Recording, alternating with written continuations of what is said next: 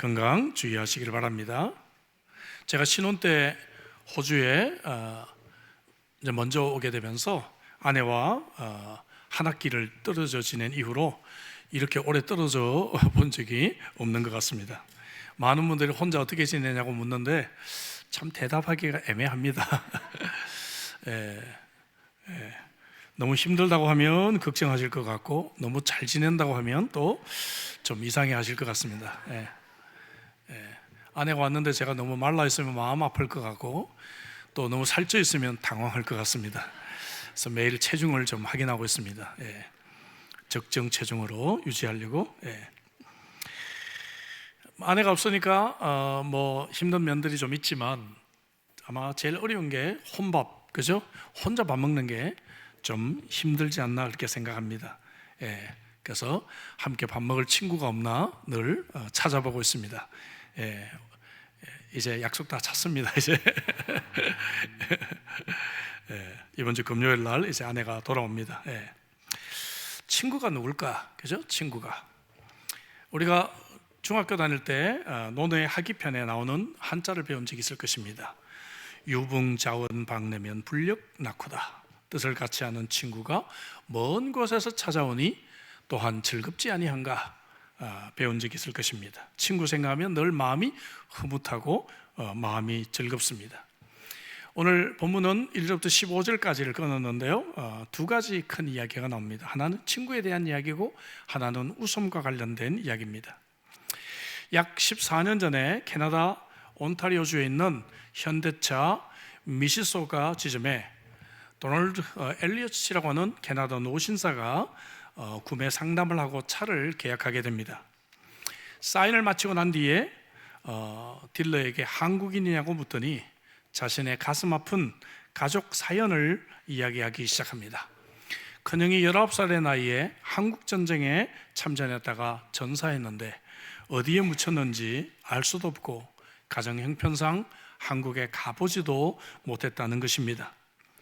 자동차 계약은 이미 끝이 났고 형의 이름이 로이 더글러스 엘리엇이라는 것밖에 모르는 상황에서 그냥 지나칠 수도 있었지만 한국인 딜러 신상묵 씨는 최선을 다해 알아보기 시작합니다.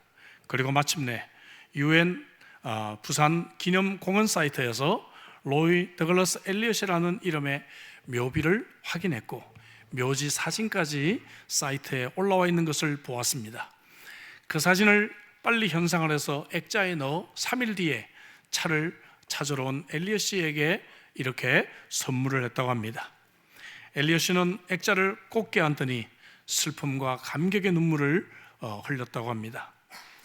그냥 지나칠 수 있는 관계, 그냥 차 구매가 이미 끝나버린 그냥 구매자의 관계가 영원히 잊지 못할 좋은 친구의 관계로 발전하게 된 것입니다. 오늘 읽은 본문에서도 그냥 지나칠 수 있는 나그네와 같은 사람들이지만 그분들에게 감동 서비스를 제공한 이 아브라함의 이야기가 나오고 있습니다. 성경에 아브라함이 하나님의 친구라고 표현을 하고 있는데 3번 등장을 해요. 역대하 20장 7절에 보니까 그 땅을 주께서 사랑하시는 아브라함의 자손에게 영원히 주지 아니하셨나이까. 주께서 사랑하시는 아브라함이지만 원어나 또 영어 번역은 주의 친구인 아브라함입니다. To the descendants of the Abraham, your friend라고 영어 번역도 하고 있습니다. 야고보서 2장 23절에도 이에 성경에 이른바 아브라함이 하나님을 믿으니 이것을 의로 여기셨다는 말씀이 이루어졌고 그는 하나님의 벗이라 칭함을 받았다라고 나옵니다. 마지막으로 이사야 41장 8절에서도 그러나 나의 종 너 이스라엘아 내가 택한 야곱아 나의 벗 아브라함의 자손아라고 표현합니다. 다른 사람과 달리 유독 아브라함을 하나님의 친구라고 표현한 것은 오늘 이 본문에 나오는 정말 하늘에서 온 사람들을 지극히 대접했던 이 아브라함의 이야기와 분명히 배경이 된 것이 틀림이 없다고 생각합니다. 본문에 나오는 친구 이야기를 제가 타이틀을 이렇게 잡아봤습니다. 나그네가 친구로. 같이 해볼까요? 나그네가 친구로. 친구 이야기에서 처음 생각해 볼 것은 하나님이 친구가 되기에 우리를 찾아오신다는 것입니다. 참 멋있죠? 복음서를 우리가 강의하면서도 늘 예수님이 먼저 찾아가시는 이야기를 우리가 만나게 됩니다. 1절에 여호와께서 마므레 상소리 나무들이 있는 곳에서 아브라함에게 나타나시니라 이렇게 말하고 있습니다. 오늘 이 본문을 원어로 보면 처음에는 복수가 사용됐다가 10절부터 단수가 사용되면서 그 다음부터는 집중적으로 단수, 싱귤러, 이 단수가 나옵니다. 한 분이죠. 그 한 분이 누군가? 10절에 그분이 바로 사라에게 아들이 있을 것을 예언하신 분이시고 13절에서는 여호와께서 아브라함에게 이르시되라고 여호와라고 분명히 말을 합니다. 그러니까 바로 아브라함에게 찾아오신 분은 하나님이셨다는 것을 알게 됩니다. 누군가? 바로 이 하나님은 제2위이신, 나중에 신약시대에 성육신으로 사람의 모습으로 이 땅에 오신 바로 예수 그리스도의 모습으로 오신 제2위이신 하나님 자신입니다. 구약에는 이렇게 제2위로 나타나신 하나님이 가끔씩 있습니다. 오늘 본문에 보면 2절에 방문객이 3분이라고 했는데 2분은 소돔과 고모라로 가서 롯을 구한 천사였을 것입니다. 이 이야기에 바로 이어서 소돔과 고모라 이야기가 나옵니다. 나머지 한 분이 바로 제2위이신 하나님이었을 것입니다. 아브라함은 이분들이 누군지를 잘 알지 못했을 것 같아요. 히브리서 13장 2절에 보니까 손님 대접하기를 잊지 말라, 이로써 부지 중에, 이 말은 알지 못하는 가운데 천사들을 대접한 사람이 있다라고 하면서 이 말씀은 아브라함의 이야기를 말하고 있다고 합니다. 하나님이 이렇게 친구가 되시기 위해 찾아오시는 분이신 줄로 믿습니다. 세상의 많은 종교는 인간이 신에게 찾아가야 합니다. 인간이 신에게 노력을 보여야 되고 정성을 들여야 합니다. 그러나 기독교는 유별나게, 독특하게 하나님이 먼저 죄인인 우리에게, 자격 없는 우리에게 찾아오시는 종교인 줄로 믿습니다. 이사야 57장 15절 보니까 내가 높고 거룩한 곳에 있으며 또한 통회하고 마음이 겸손한 자와 함께 있다. 하나님은 높은 곳에서도 계시지만 통회하고 마음이 겸손한 자와 함께 계시는 하나님이시라고 하는 것이죠. 그래서 예수님께서도 그 당시 가장 죄인이라고 여겼던 세리장, 삭개오 같은 사람, 이런 사람에게 예수님은 찾아가셔서 그와 함께 식사하시고 그와 함께 교제하셨다는 것을 보게 됩니다. 그렇다고 한다면 여러분, 내가 예수님의 친구가 되지 못할 이유가 하나도 없죠. 내가 아무리 부족하고 내가 아무리 죄인이라 할지라도 하나님은 나의 좋은 친구가 되실 줄로 믿습니다. 나를 부르시고 나를 찾아오시는 하나님을 오늘 여러분들이 만날 수 있기를 주의 이름으로 축복합니다. 아브라함은 이분들이 하늘에서 온 분임을 알지 못했지만 평소와 같이 이 사람들을 최고의 손님, VIP로 접대하고 있는 모습을 보게 됩니다.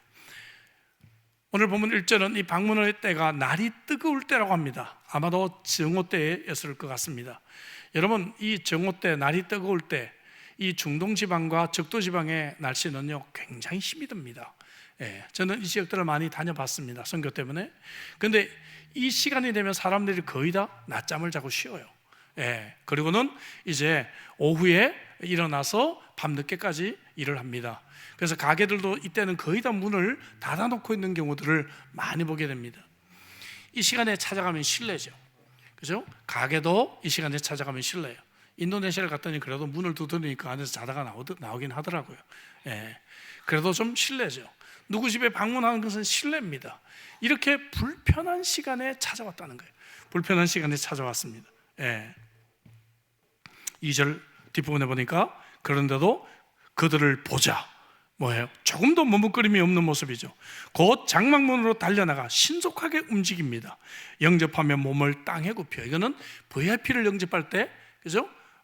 정중하게 오늘날 인사하는 것과 마찬가지가 되겠죠. 4절 5절 보니까 물을 조금 가져오게 하사 당신들의 발을 씻기시고, 뜨거울 때 샌들과 같은 것들을 신고 다녔던 이 당시의 문화를 생각하면 이 발에서 냄새가 얼마나 많이 났겠어요. 그죠? 나무 아래에서 씻어서 내가 떡을 조금 가져오리니 음식이 준비될 때까지 기다리세요 하지 않습니다. 우선 배고프니까 조금이라도 이것으로 시장을 면하십시오 라고 하는 배려죠. 당신들의 마음을 상쾌하게 하신 후에 몸뿐만 아니라 마음까지 회복하고 난 뒤에, 그래서 어떤 영어 성경은 refresh your heart 이렇게 번역을 했어요. 저기 식당 하시는 분들이 많은데 식당에 좀 이렇게 붙여놓으면 좋겠습니다. 여러분들의 몸뿐만 아니라 여러분들의 마음과 영혼까지 리프레시 될 수 있는 식당이 되기를 원합니다. 멋있죠, 그죠? 예, 좀 이러면 좋겠다 생각을 합니다. 뿐만 아니라 6절 7절을 볼까요? 아브라함이 급히 장막으로 가서 사라에게 이르되 속히 고운 가루 3쌀을 가져다가 반죽하여 떡을 만들라 하고, 또 가축되어 있는 곳으로 달려가서 기름지고 좋은 송아지를 잡아 하인에게 주니 그가 급히 요리한지라. 이 두 구절에 4번이나 이 강조해서 신속하게 움직이고 있는 모습을 보게 됩니다. 나그네를 위해서 이렇게 신속하게 움직이면서 최고의 대접을 하죠. 예, 기름지고 좋은 송아지, 예, 풀만 먹고 자란 6개월 된 블랙 앵거스, 예, 블랙 앵거스 이것을 이제 준비를 하지 않았을까 싶습니다. 근데 이게 다시 말씀드리지만 하늘에서 온 분임을 알고 한 것이 아니에요. 평소에 나그네를 대접하는 이러한 모습이었다고 하는 것입니다. 오늘날 우리가 하나님을 이렇게 대접할 기회는 아마 없을 것 같아요. 그러나 예수님께서는요, 굶주린 사람을 먹이고 목마른 사람들을 마시우게 하고 나그네를 영접하고 헐벗은 자들에게 입을 것을 주고 병든 자를 돌아보고 옥에 있는 자들을 찾아보는 것이 곧 바로 이 하나님에게 하는 것이다, 하나님을 대접하는 것이다, 그렇게 말씀하셨습니다. 마태복음 25장 40절에 그래서 여기 내 형제 중에 지극히 작은 자 하나에게 한 것이 곧 내게 한 것이니라 말씀하고 있고, 바울사도 로마서 12장 13절에서 성도들의 쓸 것을 공급하며 손 대접하기를 힘쓰라고 말씀하고 있습니다. 여러분들 오늘 이 숙제를 한번 해봤으면 좋겠습니다.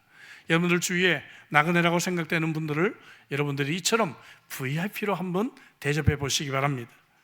여러분들의 나그네가 누구입니까? 우리 주위에 연약한 자들, 그죠? 예, 호주에 막 도착한 사람들, 우리의 도움이 필요한 사람들, 뭔가 인생의 어려움을 겪고 있는 사람들, 이런 사람들에게 여러분들이 좋은 친구가 되어줄 수 있기를 바랍니다.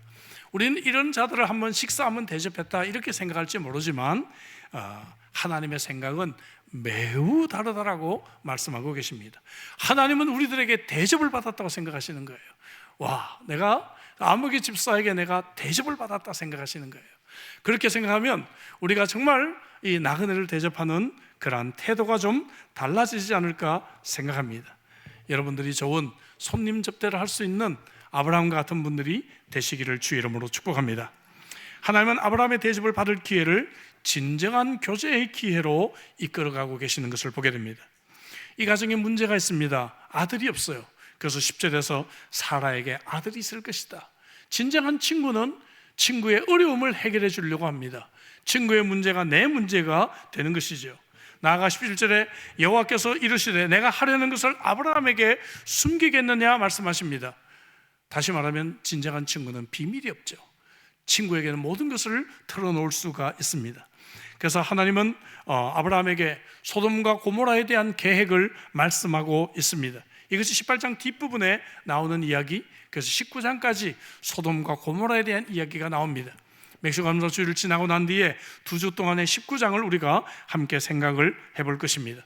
그래서 아브라함은 롯과 그의 가족을 구원해 주시기를 위해서 하나님께 간청하는 이야기로 이 진실한 대화가 오가는 친구의 관계가 이어지고 있습니다. 한번 생각해 보세요. 아브라함은 참 외로웠을 것 같아요. 고향을 떠났습니다. 그러면은 가족을 떠났고 또 그리고 친척을 모두 떠났고 친구들을 모두 떠나서 동창생 하나 없을 것입니다. 낯설고 외로운 나라에 이민을 간 것이죠. 여러분 처음 호주 이민 왔을 때 그런 경험을 해보셨습니까? 저도 그랬습니다. 여기 왔는데 정말 의지할 곳 한 분 없는 그러한 상황이 되어져 있었습니다. 그나마 함께 여행해서 출발했던 아버지는 하란에서 돌아가시고 말았습니다. 그리고 그나마 이제 마지막으로 있었던 자기의 친척 롯마저도 헤어지고 말았어요. 오직 아내 사라만 있을 뿐입니다. 아브라함의 이 외로움을 여러분들이 생각해 봤을까요? 하나님은 이러한 아브라함의 외로움을 아시고 친구로 찾아오신 것입니다. 아브라함에게는 남자라고 해봐야 아직 어린 이스마엘과 종 몇 명밖에 없을 것 같아요. 하나님은 아브라함에게 좋은 친구가 되시기 위해서 이런 외로움과 고독을 아시고 그와 함께 교제하시기 위해 찾아오셨던 것입니다. 사랑하는 형제자매 여러분, 여러분들도 외로움이 있습니까? 고독이 있습니까? 친구들이 다 떠나갔습니까? 심지어 사랑했던 가족이 먼저 세상을 떠나간 경우도 있을 것입니다. 시편 기자는 시편 146편 9절에서 여호와께서 나그네를 보호하시며 고아와 과부를 돌보신다, 이렇게 말씀하신 것을 기억하시길 바랍니다. 하나님은 연약한 나를 하나님은 돌보시는 하나님이신 줄로 믿습니다. 그래서 매일 기도와 말씀 묵상을 통해서 우리는 하나님께 나아갈 필요가 있습니다. 계시록 3장 20절에 보면 볼지어다 내가 문 밖에 서서 두드리노니 누구든지 내 음성을 듣고 문을 열면 내가 그에게로 들어가 그로 더불어 먹고 그는 나로 더불어 먹으리라고 말씀해 주셨습니다. 단지 내 마음의 문을 열기만 하면 하나님은 내 마음에 들어오셔서 나와 함께 교제하시는 진실한 친구가 되어주실 것입니다. 예수님은 유명한 다락방 설교에서 친구와의 이 진정한 교제를 훨씬 더 레벨업 하신 것을 보게 됩니다. 요한복음 15장 13절 이하에 보면 사람이 친구를 위하여 자기 목숨을 버리면 이보다 더 큰 사랑이 없나니 너희는 내가 명하는 대로 행하면 곧 나의 친구라. 이제부터 너희를 종이라 하지 아니하리니 종은 주인이 하는 것을 알지 못함이라. 너희를 친구라 하였노니 내가 아버지께 들은 것을 다 너희에게 알게 하겠다 말씀하고 계십니다. 아브라함은요, 여기서 하나님과 친구가 됐지만 매우 짧은 시간 하나님과 교제했을 뿐입니다. 그러나 예수님은 제자들과 함께 3년을 함께 생활하셨고 세상을 떠나시면서 세상 끝날까지 너희와 함께 있을 것이라고 약속해 주셨습니다. 얼마나 높은 차원으로 이 친구의 관계를 레벨업 하셨습니까? 또한 이 하나님은 아브라함의 문제, 아들이 없는 이 문제를 해결해 주셨지만 우리는 바로 하나님의 아들이신 예수 그리스도의 생명을 얻는 그러한 존귀한 자들이 되었다는 것입니다. 아브라함은 하나님과 더불어 소돔과 고모라에 대한 이야기만 함께 의논할 밖에 없었지만 오늘 이 요한복음에는 예수님께서 아버지께 들은 것을 다 너희에게 알게 하겠다. 그래서 오늘 우리가 구약과 신약의 이 놀라운 하나님의 말씀을 받은 이러한 축복을 우리가 소유하게 되었다는 것입니다. 얼마나 좋은 친구예요, 여러분. 오늘 우리가 회중 찬송도 예수님이 나의 좋은 친구라는 찬양을 했지만 오늘 폐성으로 부를 찬양 나의 참 좋은 친구 가사가 이렇습니다. 예수보다 더 좋은 친구 없네. 예수보다 더 좋은 친구 없네. 괴로울 때 다가와서 마음에 평화 주는 신실하신 나의 참 친구, 외로울 때 찾아와서 친구가 되어주는 사랑 많은 나의 참 친구. 여러분, 그렇습니다. 여러분들에게 이 하나님이 여러분들의 좋은 친구가 되시기를 주 이름으로 축복합니다. 자, 나그네가 이제 친구로 변화하게 되었어요. 두 번째 대지는 비웃음이 기쁨의 웃음으로 변화된 이야기입니다. 웃음에 대한 이야기죠. 웃음에 대해서 많은 사람들이 많은 표현을 했는데 미국 작가 헬라 윌러 월콕스의 이 표현이 참 저는 좋습니다. 그는 이런 말을 남겼습니다. Love and the world laughs with you. Weep and you weep alone. 웃어라, 그러면 세상이 너와 함께 웃을 것이다. 울어라, 그러면 너는 혼자 울 것이다. 여러분, 정말 그렇지 않습니까? 하나님께서 1년 뒤에 아들을 낳을 것이라고 말씀하시는 것을 사라가 뒤에서 들었어요. 11절 12절에 아브라함과 사라는 나이가 많아 늙었고 사라에게는 여성의 생리가 끊어졌다. 불가능한 현실을 성경은 다시 리마인드 시켜줍니다. 12절에 사라가 속으로 웃고 이르되, 속으로 웃었어요? 내가 노쇠하였고 내 주인도 늙었으니 내게 무슨 즐거움이 있으리요 했습니다. 웃음에는 여러 종류가 있죠. 웃겨서 웃는 웃음도 있고요, 또 기뻐서 웃는 웃음도 있고 쓴 웃음도 있습니다. 그리고 비웃음도 있습니다. 그죠? 비웃음. 지금 사라의 웃음은 뭘까요? 불신의 비웃음이에요. 헤헤, 그럴 리가. 그죠? 믿지 않는 비웃음입니다. 와, 여러분 같으면 어떻겠어요? 여러분 같으면 누가 나를 비웃어요. 그럼 어때요? 기쁘시겠어요? 즐거우시겠어요? 누가 나를 비웃어요. 화가 나죠. 그래서 막 싸우고 그러잖아요. 그죠? 막 열받고 그럽니다. 근데 참 하나님은 좋으신 하나님이에요. 14절 보니까 재차 반복하세요. 여호와께 능치 못할 일이 있겠느냐? 기한이 이를 때 내가 내게로 돌아오리니 사라에게 아들이 있으리라. 여러분, 사라도 아브라함처럼 이분들이 하늘에서 온 분인지를 알지 못했을 것입니다. 알았다면 더 괘씸하죠. 그죠? 알지 못했을 것 같아요. 그러나 그럼에도 불구하고 하나님은 이미 이 사라가 아들을 낳을 것을 여러 번 약속해 주셨어요. 바로 직전 장인 17장 15절 16절에서도 하나님이 또 아브라함에게 이르시되 내 아내 사라는 이름을 사레라 하지 말고 사라라 하라. 내가 그에게 복을 주어 그가 내게 아들을 낳아주게 하며 분명하게 말씀하고 계셨잖아요. 그런데도 사라가 믿지 못했다는 거죠. 하나님이 이렇게 말씀하셔도 믿지 못했다는 거죠. 저와 여러분들이 좀 용기를 가질 수 있을 것 같습니다. 우리도 참 이렇게 불신하고 또 불신하는 우리의 모습이 아니에요. 그런데 하나님은 이런 사라의 불신을 가르치십니다. 그의 불신을 믿음으로 이끌어 주시는 것을 보게 되는 것이죠. 히브리서 11장 11절 말씀해 보니까 믿음으로 사라 자신도 나이가 많아 단산하였으나 잉태할 수 있는 힘을 얻었으니 이는 약속하신 이를 미쁘신 줄 알았습니다. 약속하신 이가 신실하다는 것을 믿었다라고 표현합니다. 아니 히브리서 기자는 창세기 18장도 안 읽었나? 18장에 보면 사라가 믿었어요? 안 믿었어요? 안 믿었잖아요. 그죠? 비웃었잖아요. 근데 이게 어떻게 된 것인가? 여러분, 여기에 은혜가 있습니다. 하나님은요, 우리의 과거를 잊어주시는 하나님이십니다. 할렐루야.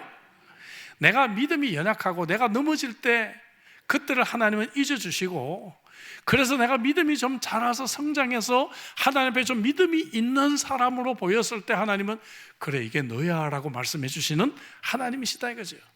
이거를 좀 신학적인 어려운 표현으로 총체적인 믿음이다 이렇게 표현을 해요. 다시 말하면 하나님이 결국에는 나를 이런 믿음의 사람으로 이끌어 주셨고, 이런 믿음을 하나님이 나의 정체성으로 인정해 주신다는 것입니다. 할렐루야. 얼마나 감사해요. 그러니까 옆에 분에게 하면 인사합시다. 과거는 잊어주세요. 과거는 잊어주세요. 하나님 우리의 과거를 잊어주시고 창세기 18장의 부끄러운 얘기를 잊어주시는 거예요. 하나님은. 그리고 사라 그래 믿음이 있었어 라고 인정해 주시는 좋으신 하나님이신 줄로 믿습니다. 이 불신의 비우심이 결국에는 믿음으로 성장하는 것을 보게 됩니다. 나가 불신은 죄입니다, 여러분. 하지만 모든 죄가 그렇듯이 이 죄도 발전하게 된다는 것을 알아야 합니다. 수차례 약속했지만 믿지 못한 것은 약속하신 분을 거짓말하는 사람으로 바꾼 것입니다.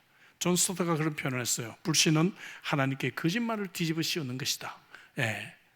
하나님이 그렇게 말씀하시는데 안 믿잖아요. 그게 뭐예요? 거짓말하지 마 이 얘기잖아요. 그죠? 하나님을 거짓말장애로 만드는 것이다 이것이죠. 하나님은 이 작은 죄를 그냥 지나가지 않습니다. 하나님은 이것을 지적하시는 것이에요. 왜? 이 작은 죄가 더욱 큰 죄로 발전하기 때문입니다. 우리가 범한 죄가 매우 사소하다고 생각해요. 이런 죄야 누구나 짓지 생각합니다. 그리고 하나님 사랑의 하나님이라며 그러면 뭐 이런 것쯤이야 눈 감아주지 않겠어? 라고 쉽게 생각합니다. 그러나 여러분, 아무리 작은 죄도 죄는 그곳에서 멈추지 않습니다. 죄는 발전합니다. 그래서 하나님은 사라의 이 비웃음을 지적하시고 바로잡아 주시는 것이죠. 15절에 볼까요? 사라가 두려워서 부인하여 이르되, 여기 보세요. 죄가 지금 두려움으로 바뀌었고 부인으로 바뀌었고 거짓말로 바뀌게 됩니다. 그렇죠?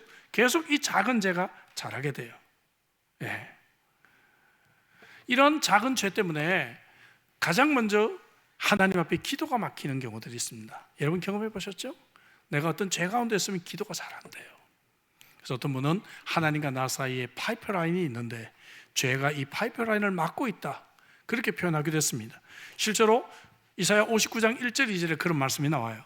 여호와의 손이 짧아 구원하지 못하심도 아니요 귀가 둔하여 듣지 못하심도 아니라 오직 너희 죄악이 너희와 너희 하나님 사이를 갈라놓았고 너희 죄가 그의 얼굴을 가리어서 너희에게서 듣지 않게 함이라 말씀하고 있습니다.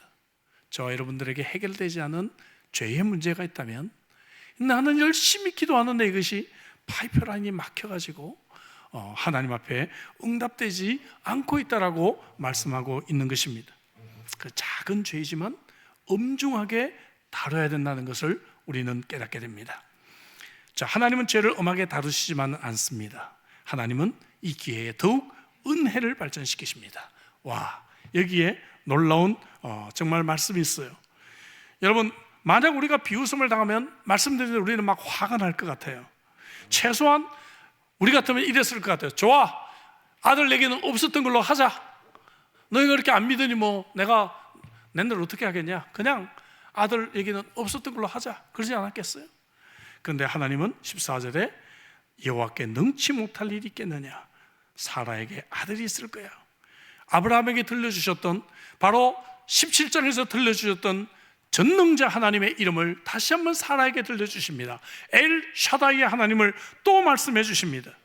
와, 얼마나 은혜로운 하나님이세요. 반복하고 반복해서 인내하면서 우리를 가르쳐 주신 하나님이십니다. 여러분, 사라에게만 반복해서 가르쳐 주신 것이 아니고 저와 여러분들에게도 지난주에 전능하신 하나님을 가르쳐 주셨고 오늘 이번 주일에 또 전능하신 하나님을 말씀하고 계시는 줄로 믿습니다. 그다음 하나만, 여러분, 내가 정말 불가능하게 보이는 현실이라 할지라도 이 전능하신 하나님을 붙잡을 수 있기를 주의 이름으로 축복합니다. 이스라엘 백성들도 광야에서 그렇게 하나님의 기적을 경험하고도 하나님을 못 믿잖아요. 대표적으로 민수기 11장 21절 보니까 모세가 이르되 나와 함께 있는 이 백성의 보행자가 60만 명이온데, 남자만 60만 명, 어른 남자만, 실제로 한 200만 명 된다 그랬죠. 주의 말씀이 한 달 동안 고기를 주워 먹게 하겠다 하오니 그들을 위하여 양떼와 소떼를 잡은들 조카오며 바다의 모든 고기를 모은들 조카리이까. 지금 모세가 좀 비웃는 거예요, 하나님을. 하나님이 얘들아, 그래? 너희들이 고기 타령하냐? 내가 한 달 동안 너희 고기 실컷 먹여줄게, 그러시는 거예요. 그러니까 모세가 생각하기로 200만 명이 한 달 동안 고기를 먹으려면 모든 고기들을 다 모으고 바다의 모든 고기들을 다 잡아도 되겠습니까? 이러는 거예요. 참, 이런 모습 보면서 위로를 받아요. 모세나 나나 비슷하구나. 모세가 위대한 게 아니구나. 예. 이렇게 하나님의 능력을 경험하고도 불신하고 있는 모습을 보게 되죠. 마치 저와 여러분들의 모습 같아요.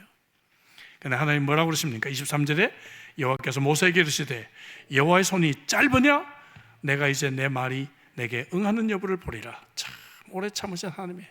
나 같으면 그래, 그럼 거기 국물도 없어 할 텐데, 그죠? 하나님은 아니야, 볼 거야. 내 손이 짧으냐? 네가 볼 거야. 인내하시고 우리의 불신을 참아주시는 좋으신 아버지 하나님이신 줄로 믿습니다. 본문을 연구하다가 제가 이번에 발견한 건데 참 흥미로운 것이 하나 있어요. 뭔가 하면은 사라의 지금 불신이 지금 18장에 나오고 있잖아요. 그런데 하나님은 이 불신의 상황에서도 사라에게 칭찬할 것을 찾으시고 계셨다는 거예요. 12절 볼까요? 12절을 보니까 사라가 속으로 웃으며 이르되 내가 노쇠하였고 내 주인도 늙었으니 했는데, 여기 내 주인을 뭐라고 얘기합니까? 남편을 내 주인이라고 표현해요. 영어로 로드, 남편을 로드라고 표현해요. 그런데 베드로전서 3장 5절부터 6절에 보면 베드로 사도가 이런 표현을 씁니다. 정말 이렇게 경건한 아내 때문에 하나님을 알지 못하는 남편이 경건한 아내가 이런 순종하는 모습을 통해서 구원을 받을 수도 있지 않겠느냐라고 말씀하시면서 5절에 뭐라고 얘기합니까? 전에 하나님께 소망을 두었던 거룩한 부녀들도 이와 같이 자기 남편에게 순종함으로 자기를 단장하였다 하면서 그 부녀들 중에 대표로 그 다음 절에 사라가 아브라함을 주라 칭하여 순종한 것 같이라고 표현합니다. 근데 사라가 오늘 이 본문 12절 외에는 다른 곳에서 아브라함을 주라고 표현한 적이 없어요. 그러니까 오늘 이 12절에 이 사라가 정말 이 불신의 상황을 이야기하고 있으면서도 하나님은 그 상황 속에서도 사라에게 칭찬할 것을 찾으시고 사라를 기억하고 칭찬해 주시는 좋으신 아버지 하나님이신 것입니다. 할렐루야. 와, 이런 하나님 생각하면 어때요? 은혜가 있어요. 나같이 부족한 자에게도 하나님께서 이런 은혜를 베풀어 주시는구나. 이런 은혜가 여러분들에게 있기를 바랍니다. 저는 오늘 설교 서론에서 신상묵 씨 이야기로 시작을 했습니다. 근데 한국 국가보훈처에서 이 사연을 알게 되고 그 다음에 2013년에 도널드 엘리어트 씨를 한국으로 초청하게 됩니다. 그리고 그는 드디어 70년 동안 가슴에 참으로 담아왔던 형의 이야기를 듣게 되고 또 그리고 형의 묘비를 방문하고 참배하게 됩니다. 형은 이 젊은 나이에 한국 전쟁에 참여를 했다가 그 유명한 가평 전투까지 전투를 치렀다는 얘기를 듣게 됩니다. 그리고 그 가평 전투가 한국에 어떤 큰 의미가 있었는지도 설명을 듣게 됩니다. 한평생 가슴을 짓눌렀던 그 슬픔이 변하여서 큰 기쁨의 웃음으로 변하게 된 그러한 순간입니다. 그리고 이 일을 성사시킨 신상묵 씨는 캐나다의 어느 교회 안수집사로 잘 섬기고 있다고 합니다. 여러분, 그렇습니다. 나그네로 끝날 수 있는 관계입니다. 그냥 쉽게 끝날 수 있는 이 관계가 영원히 잊지 못할 관계가 되고 그리고 따라서 큰 슬픔에 짓눌렀던 아픔이 변하여서 큰 웃음으로 변화된 그러한 이야기들이죠. 사라는 결국 약속대로 아들을 얻고 큰 기쁨의 웃음을 경험하게 됩니다. 21장 6절 7절입니다. 사라가 이르되 하나님이 나를 웃게 하시니 듣는 자가 다 나와 함께 웃으리로다.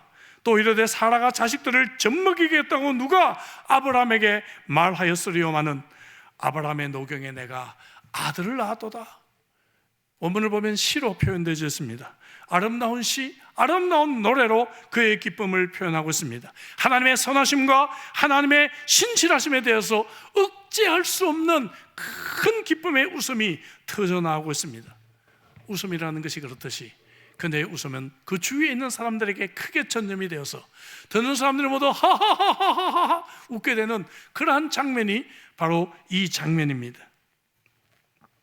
하나님은 사라의 불신의 비웃음을 하나님을 영화롭게 하는 기쁨과 감사의 큰 웃음으로 바꾸셨습니다. 사랑하는 교회자매 여러분, 불신의 비웃음이 여러분들에게 있으십니까? 교회 다녀도 안 되네, 목사님 기도해 주신다고 했는데 안 되네, 그런 생각을 할 수도 있습니다. 아니면 내가 어떤 가슴에 쓰라린 상처와 아픔을 가지고 내가 오늘 이 자리에 앉아 있을 수도 있습니다. 그러나 하나님은 우리의 이 슬픔을 큰 웃음으로 바꿀 수 있는 하나님이신 줄로 믿습니다. 이 하나님과 좋은 친구가 되시기를 바랍니다.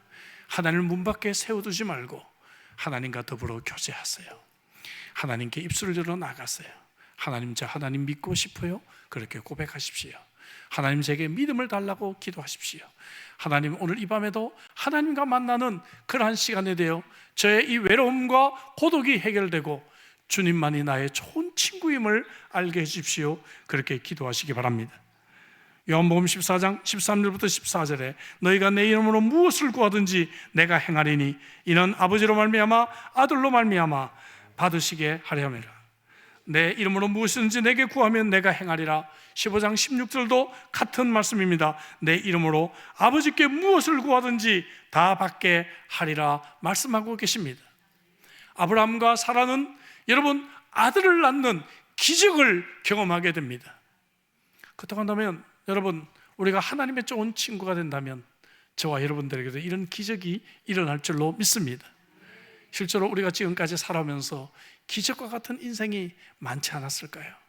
하나님은 여전히 나의 불신을 인내하시고 하나님은 참아주시고 하나님은 기다려주시고 내게 더 큰 믿음을 갖게 해주시고 하나님은 내가 정말 실수하고 잘못하는 그 상황 속에서도 나의 작은 모습 하나를 하나님은 기억하시고 칭찬해 주시면서 총체적인 믿음으로 드디어 내가 믿음의 사람으로 나를 데리고 가시는 하나님이신 줄로 믿습니다. 이 하나님을 찬양하십시다. 그리고 이 하나님, 나의 좋은 친구가 되어 우리의 삶에도 큰 웃음이 넘쳐나는 복된 인생 되시기를 주의 이름으로 축복합니다. 기도하십시다. 주신 말씀 가지고 우리 기도하시오. 여러분 마음에 불신의 비웃음이 있을 때가 있죠? 안 돼, 참 안 된다 라고 생각될 때가 있습니다. 교회를 나와도 안 되는 것 같고 기도해도 안 되는 것 같고요. 혹은 어떨 때는 하나님 믿고 싶은데 잘 믿어지지 않을 때가 있습니다. 여러분, 이렇게 100세가 되어 몸이 죽은 상태에서도 아들을 낳게 하실 수 있는 전능한 하나님이시라면 여러분들을 믿음의 사람으로 바꿀 수 있는 하나님이신 줄로 믿습니다. 하나님은 불가능을 가능케 하시는 엘샤다의 하나님임을 지난주에 이어서 오늘 또 말씀해 주셨다면 저와 여러분들의 삶 속에 이 말씀이 적용되기를 원합니다. 좋으신 친구와 함께 더불어 살아가는 행복한 삶, 그리고 나의 근심이 변화해서 큰 웃음이 되는 삶이 여러분들의 있기를 위해 주신 말씀 붙들고 우리 한번 간절하게 통성으로 기도하시겠습니다. 기도하겠습니다. 아버지 하나님, 그렇습니다. 인생을 살면서 정말 우리에게 쓴 웃음이 있을 때가 얼마나 많이 있습니까? 인생의 고통이 찾아올 때가 얼마나 많이 있습니까? 주님, 낙심하고 불신하며 하나님을 믿고 싶지만 정말 하나님이 계신가 아버지 내 속에 불신이 아버지 있을 때가 많이 있습니다. 주여, 오늘 이 말씀이 나를 향한 당신의 말씀